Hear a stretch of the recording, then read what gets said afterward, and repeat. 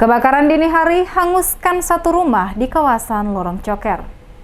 Si jago merah melalap satu rumah di RT 05 RW 05 kawasan Lorong Coker, Kelurahan Kudamati, Kecamatan Nusaniwe, Kota Ambon pada Senin 16 Agustus sekitar pukul 4.30 waktu Indonesia Timur. Berdasarkan informasi, rumah yang terbakar itu milik keluarga Johannes Patipeluhu. Beruntung kebakaran tersebut tidak menyebabkan korban jiwa. Kobaran api terlihat membumbung tinggi dari lantai 2 rumah yang terbuat dari papan. Api dengan cepat membesar, untung saja tidak sampai merembet ke rumah di samping kanan kiri. Padahal jarak cukup dekat sekitar 1 meter. Petugas dari Dinas Pemadam Kebakaran dan Penyelamatan atau Dinas PKP Kota Ambon pun menerjunkan 5 unit mobil pemadam ditambah 1 unit mobil tangki dan berhasil melokalisir dan memadamkan api. Regu pemadam yang tiba di lokasi dibantu warga berjibaku memadamkan api sehingga tidak merembet ke rumah yang lain. Warga lainnya terlihat bahu-membahu menyiramkan air dan membantu mengulurkan pipa saluran air dari mobil pemadam kebakaran. Kepala Dinas Pemadam Kebakaran dan Penyelamatan Kota Ambon, Edwin Patikawa, dikonfirmasi menduga api berasal dari lantai rumah semi permanen itu. Tidak ada korban jiwa, sedangkan besaran kerugian belum bisa ditafsir.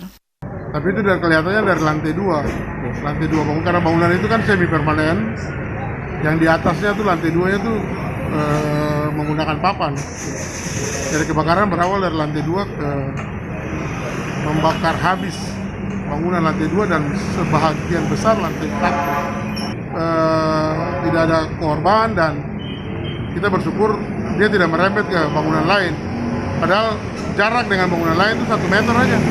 Jadi bersyukur bahwa tidak merembet dan kami juga bisa berhasil melokalisir api sampai api itu tidak merembet ke bangunan yang di depan, di samping.